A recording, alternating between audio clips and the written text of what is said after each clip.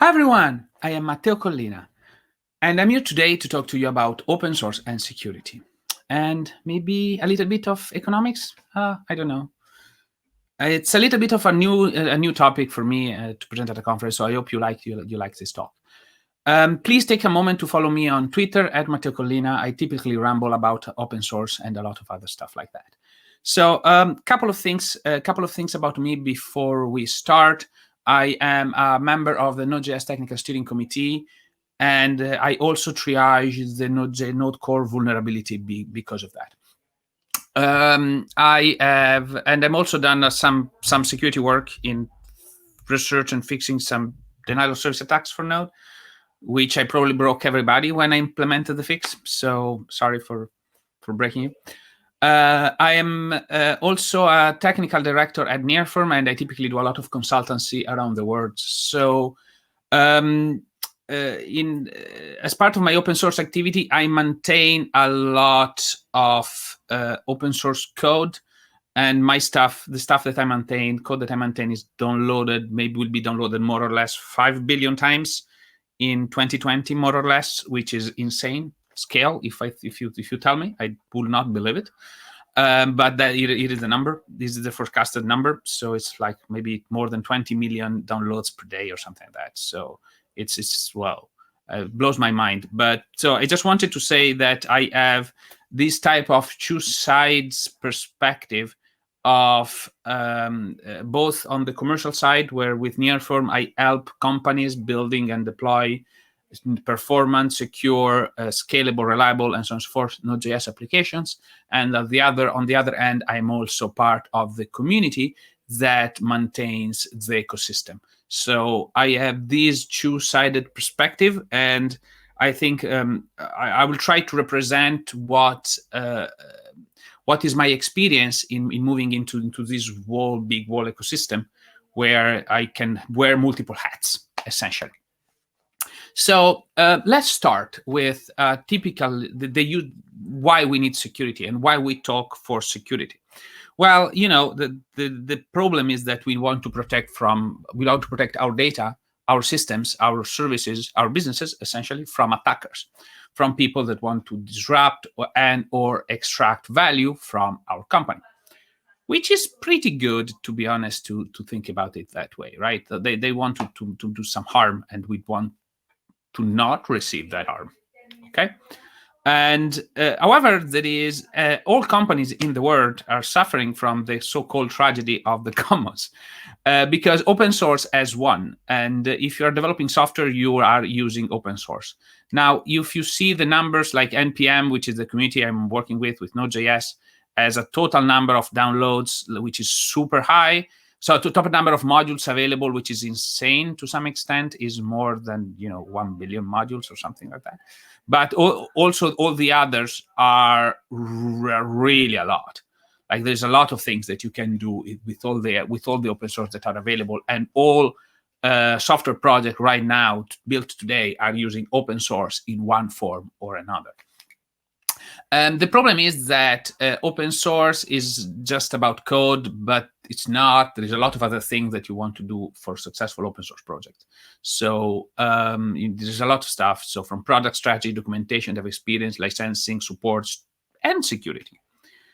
Now, the problem, and this is where most people struggle to understand, is especially on the company, and what I've seen also on some of the security researcher, is that a lot of people think that if I have an open source product, there is a company behind that open source product, that open source library that people are using. Okay, it's a lot of times there is nobody. There is not there's no there is no company behind it. It's basically somebody maintaining it in their own time. And this is a little bit problematic, because it changes the perspective of, is this something that is an open source? Is it a product of a company, or is it something that is just sharing some code? And this should change the attitude towards the security problem of the ecosystem. And I perceive this as a big problem in how we talk about security and how we describe it, because essentially an open source project is as good as its community, including the security work done for it. So we need to be mindful, and I hope in this talk that you will gain a little bit of my perspective of this topic.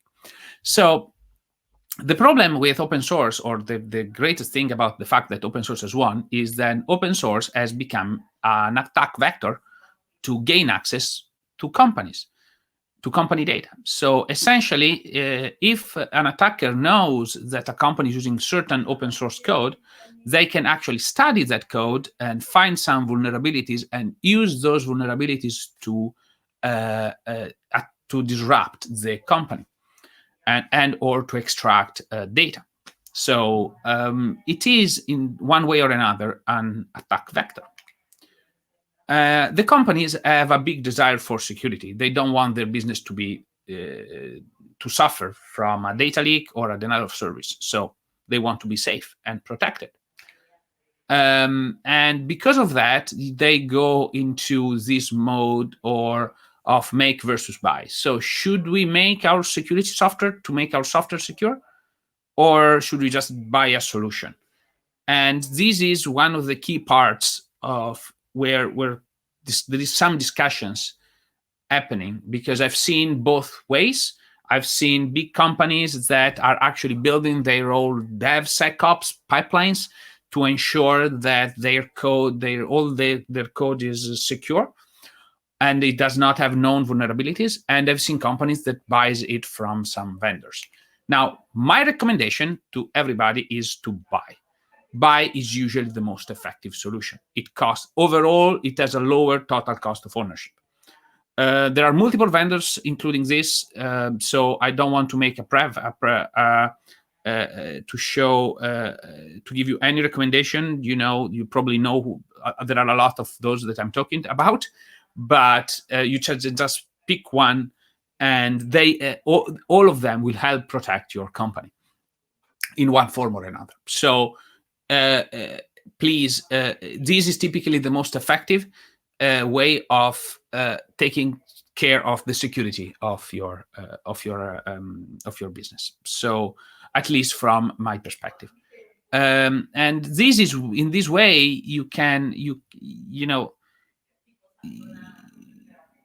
we can keep things secure, because if the moment you start doing this type of security thinking and you see open source as an attack vector, then you need to look into how security is handled in open source libraries. Now, you have your open source dependencies, and you have nice maintainers. They're really nice people. And they're also very nice people. Security researchers are also very nice people. Now, in the ideal world, security researchers study the open source dependencies, then they notify the maintainers, which they fix the vulnerabilities, and the software is safe. We are missing one step, though. Keep that in mind. Now, this is the ideal world. So this is ideal. That's not what always goes to plan, because the maintainers might not be really readily available to fix those vulnerabilities, and we'll see that later. From the security researcher point of view, they want to have they want to see that vulnerability that they found patched and disclosed, and they want to turn this idea of secure software into a reality, which means mostly working with vendors so that to handle disclosures. So you can have two cases of a disclosure with a fix or disclosure without a fix, which is really differently impact what vendors will do to your code base. Now, the ideal world would be that maintainers disclosure the fix themselves, because, well, they work with the security researcher to disclose the fix together. Now, in that way, you have it's actually pretty nice, because it means that there is already a patched version of that library deployed and published somewhere in the cloud, which is great. But if you instead do it, if they instead don't fix the bug for some reason, and the security researcher straight goes to, for some reason they're not capable, or they don't have time, or they've disappeared, The security researcher typically notify vendors directly. You got a CVE, and with that CVE, everybody will say that that library is vulnerable and there is no patch for it. Damn, that's a failure for everybody. So how can we improve that? We'll see that in a moment. So this is all the diagrams and all the steps that I've shown you so far. So to recap, we have our attackers, the company that wants to extract data from the company, but the company is also using open source everywhere. So which makes them vulnerable to attackers, because the attackers can also look at the open source that they are using and use that against the company. Hey, great. But our superheroes, the security researcher, studies the same code, find some vulnerabilities, and they notify the maintainers which can fix them.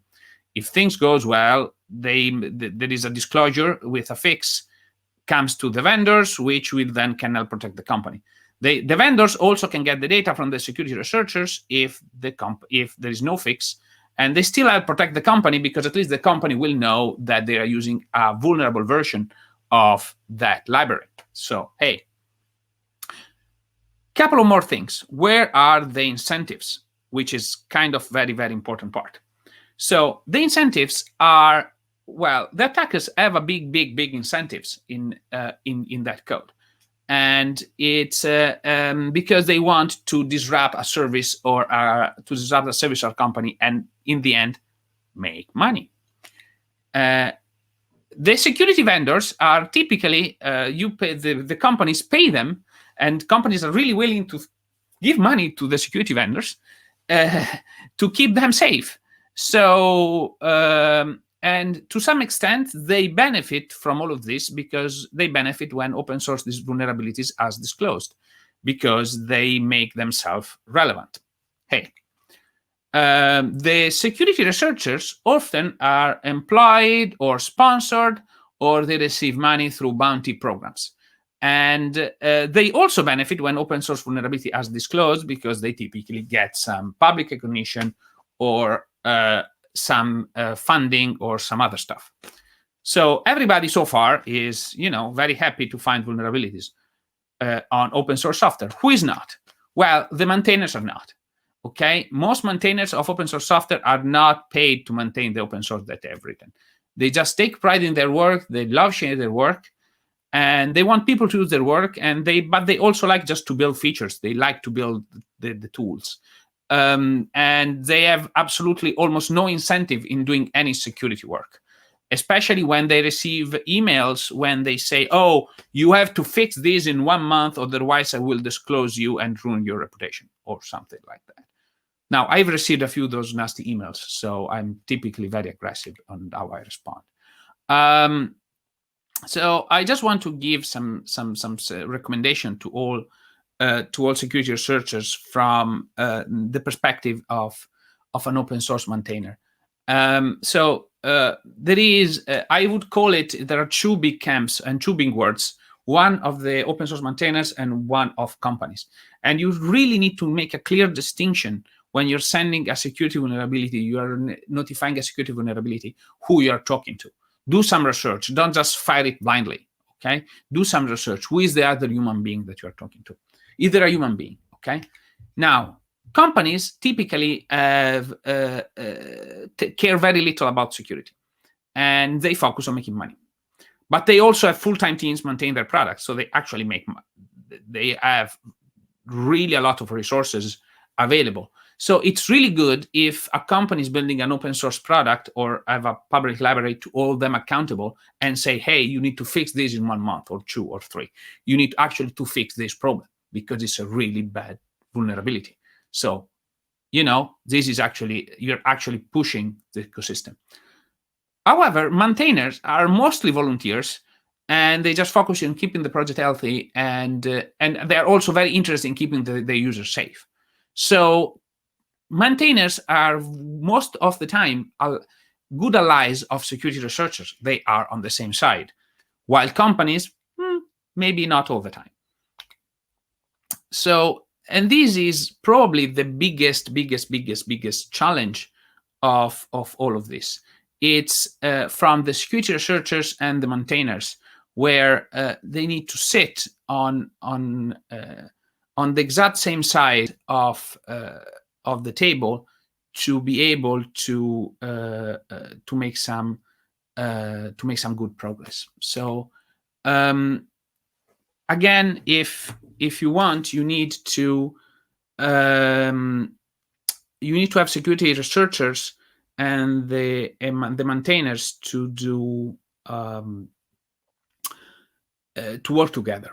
Okay, and if you don't work together, there is a lot of bad stuff would happen, because essentially you will not have the vulnerability fixes. Companies will stay vulnerable.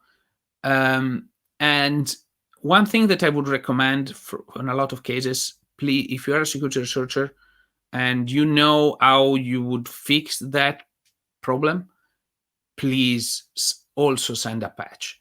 Because if you send a patch, especially if it's a small library that is maintained by a single person in Italy or in Spain or in South Africa or in Lagos or in South America or in India or in China or in Australia or in Russia or anywhere in the world, if it's just a single person, you might not know that this person might have been very busy, had some health problem, and might not just have the time to do at the time right now in the time window that you are giving, that you want them to have to fix that bug, that vulnerability. So please try to help them in fixing the vulnerabilities. Work for it. And this is a big recommendation, because otherwise you're just essentially also overloading some few people that have been that have very low resources and they very low